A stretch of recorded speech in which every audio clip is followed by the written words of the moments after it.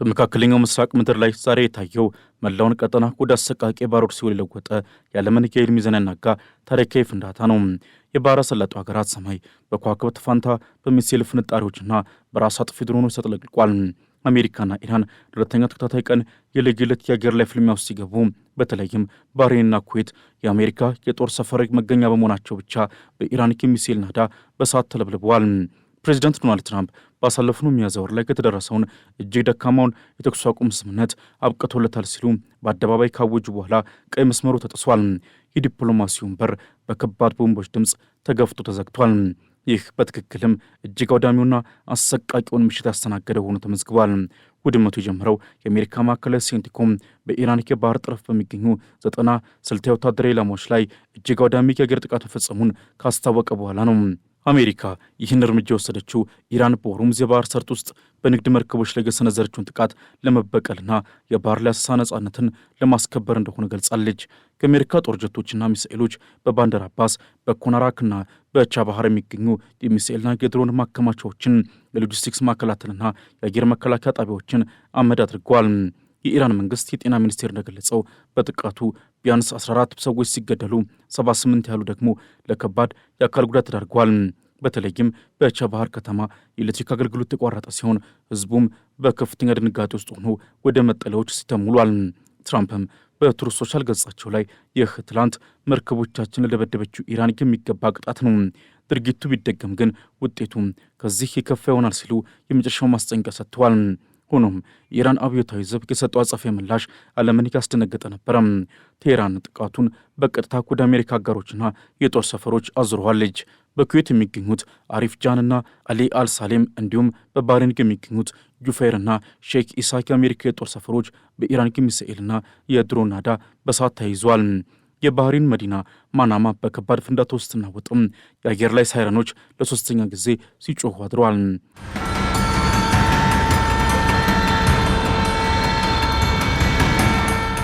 የኩዌት ጦር ኃይል ጠላት ያላቸውን ድሮኖችና ሚሳኤሎችን ለመጥለፍ ከፍተኛ ትግል ሲያደርግ መቆየቱን ቢገልጽም የፈነዱት ጥቃቶች ግን በአካባቢው ላይ ከፍተኛ ውድመትን አድርሰዋል።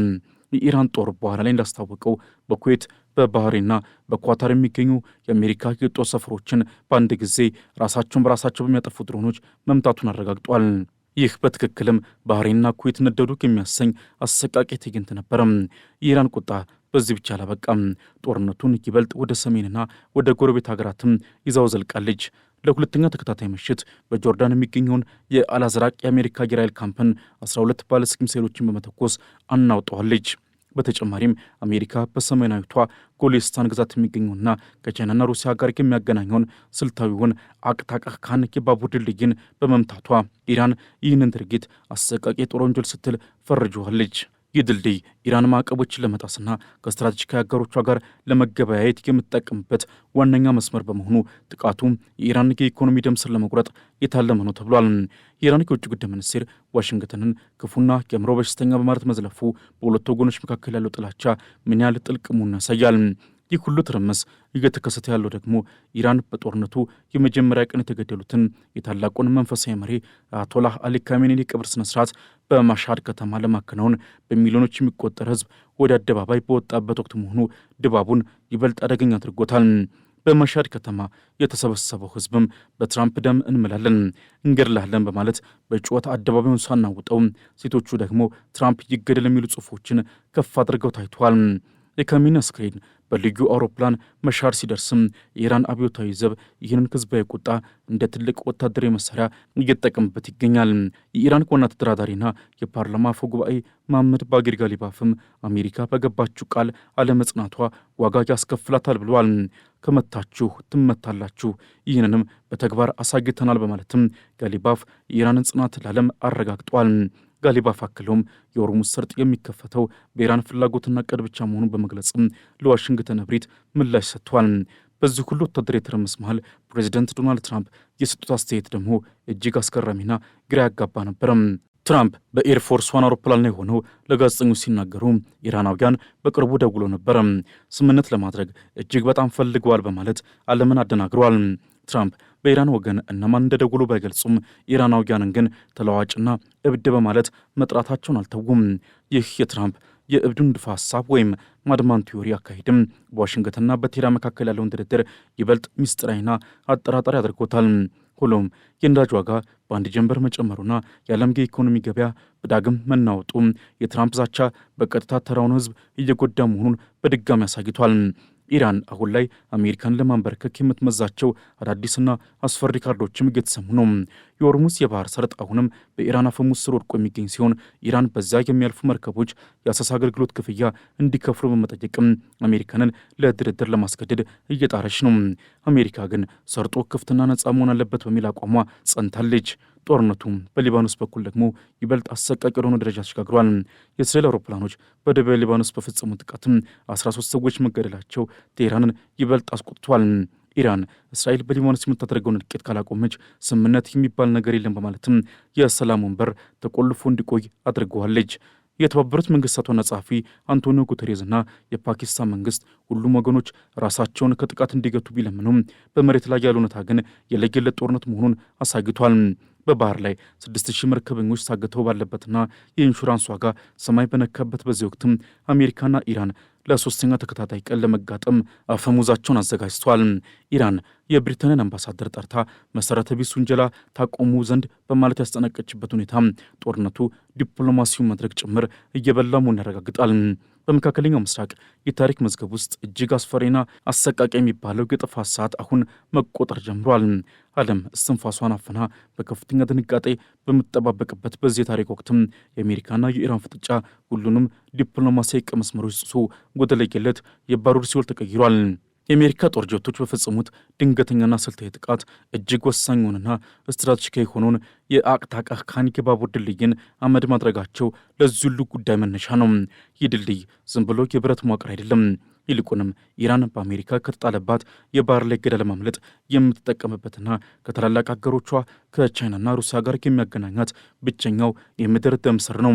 ይህ መስመር በቱርክሜኒስታንና በካዛኪስታን በኩል አድርጎ እስከ ቤጂንግና ሞስኮ የሚዘልቅ ሲሆን ጥቃቱም የኢራን የንግድ ትስስር ሙሉ በሙሉ ለመበጠስ የታለመ የኢኮኖሚ ግድያ ተደርጎ ተወስዷል። የኢራን የዜና ወኪሎች ይህንን ድርጊት አሰቃቂ የጦር ወንጀል ሲሉ የጠሩ ሲሆን ዋሽንግተን የኢራን ሕዝብ በረሃብ ለመቅጣት ቆርጣ መነሳቷን የሚያሳይ ነው በሚል ክፉኛ ኮንነውታል። በደቡብ በኩል ደግሞ በቡሼህር ግዛት የተሰማው ያ ተከታታይ ፍንዳታ መላውን ዓለም በኒኩሌር ስጋት አንቀጥቅጧል። ቡሼህር የሀገሪቱ ብቸኛው የሲቪል ኒኩሌር ኃይል ማመንጫ ያለባት ስፍራ ስትሆን የአሜሪካ ቦምቦች ከጣቢያው ጥቂት ኪሎ ሜትሮች ርቆ በሚገኝ ወታደራዊ የጦር ሰፈሮች ላይ መውደቃቸው ጦርነቱን በእሳት ላይ ጭድ የመጨመር ያህል አደገኛ አድርጎታል። ምንም እንኳን የቡሼህር ገዢ መሐመድ ሞዛፈሪ የኒኩሌር ጣቢያው ደህና መሆኑንና ጥቃት እንዳልደረሰበት ቢገልጹም በአቅራቢያው በሚገኘው ቾጋዳክ ከተማ የሚኖሩ ዜጎች ግን ሌሊቱን ሙሉ በፍንዳታና በንዝረት ሲታመሱ አድረዋል። ይህ ጥቃት አሜሪካ ለኢራን የኒኩሌር ህልም የሰጠችው እጅግ ግልጽና አስፈሪ ማስጠንቀቂያ ሆኗል። የኢራን አብዮታዊ ዘብ ግን ዝምታን አልመረጠም። ይልቁንም አውዳሚ የሆነ የአጸፋዊ እርምጃን በቀጥታ ወደ አሜሪካ አጋሮቹና የጦር ሰፈሮች ልኳል። በኩዌት የሚገኙት አሪፍጃንና አሊ አልሳሌም እንዲሁም በባህሬን የሚገኙት ጁፋይርና ሼኪሳ ከአሜሪካ የጦር ሰፈሮችም በኢራን የአየር ጠፈር ኃይል የጥቃት ኢላማ ሆኗል።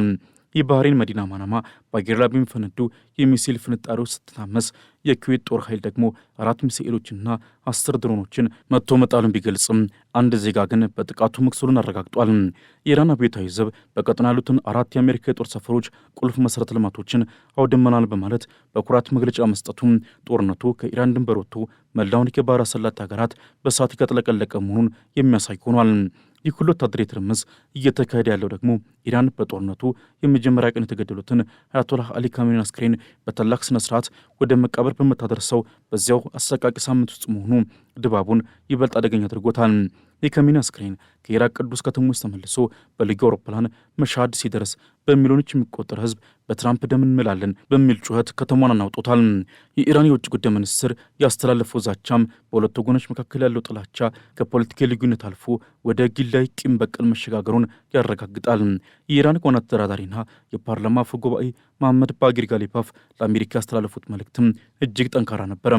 አሜሪካ የገባችውን ቃል የመጣስና የጉልበተኝነት ፖሊሲዋ ያለ ዋጋ አይቀርም። ከመታችሁ ትመታላችሁ ማለትም ጋሊባፍ በኤክስ ገጻቸው ባሰፈሩት መልእክትም የሆርሙዝ ሰርጥ የሚከፈተው በኢራን ዝግጅትና ትዕዛዝ ብቻ መሆኑን በድጋሚ አረጋግጠዋል። ይህ የኢራን ግትርነት ደግሞ ፕሬዚዳንት ዶናልድ ትራምፕን ወደማይፈለግ የስልጣን ቁማር ውስጥ ከቷቸዋል። ትራምፕ በኤርፎርስ ዋን አውሮፕላን ላይ ሆነው ለጋዜጠኞች ሲናገሩ ኢራናውያን በቅርቡ ደውሎ ነበረ በማለት ያሰሙት ንግግርም ዓለምን ቢያደናግርም በመሬት ላይ ያለው እውነታ ግን የለየለት ጦርነት መሆኑን ያሳያል። በትራምፕ አስተዳደር ውስጥ ያለው ጎላዊነትም ለቀውሱ መባባስ ሌላው ምክንያት ነው። ፕሬዚዳንቱ በአንድ በኩል ስምምነቱ አብቅቷል ይላሉ፣ በሌላ በኩል ደግሞ ኢራናውያን ስምምነት ይፈልጋሉ ማለት ተቃራኒ መረጃዎችን እየሰጡ ነው። ይህ የማድማን ቲዮሪ አካሄድ የዓለምን የነዳጅ ገበያ ክፉኛ እያዋዠቀው ይገኛል። የዓለምን ኢኮኖሚ ወደ መጨረሻው አፋፍም እየመራው ይገኛል።